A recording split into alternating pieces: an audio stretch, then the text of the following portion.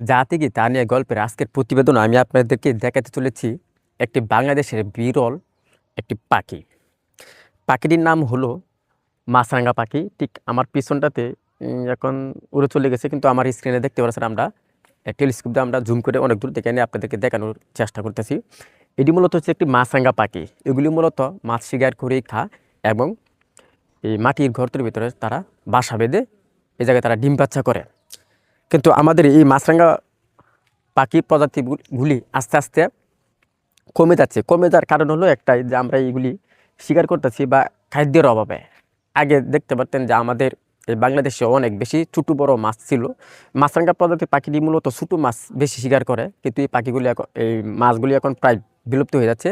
আর বিলুপ্ত হওয়ার একটাই কারণ, আমাদের বাংলাদেশে অনেক ধরনের শিকারির ব্যবস্থা, যেমন কারেন্ট জাল, চায়না জাল, এগুলি ব্যবহার করে অনেক ছোটো মাছগুলি আমরা মেরে ফেলছি, যার কারণে আমাদের এই পাখিগুলো আস্তে আস্তে বিলুপ্ত হয়ে যাচ্ছে। কিন্তু এগুলি করা ঠিক না, কারণ এগুলি সবগুলো হচ্ছে আল্লাহ তাআলার একটি সৃষ্টি জগতের প্রাণী, যেগুলো আমাদেরকে বাঁচিয়ে রাখতে হবে। আর বাঁচিয়ে না রাখলে এক সময় এগুলি আমাদেরই সমস্যা হবে। এখন না হলেও ঠিক আরও 2-3 বছর পরে এগুলি আমরা এর প্রভাবগুলি আমরা বুঝতে পারবো। কিন্তু এগুলি করা আসলে ঠিক না, এগুলি আমাদের বুঝতে হবে, কারণ এই প্রাণীগুলোকে আমাদেরকে টিকিয়ে রাখতে হবে।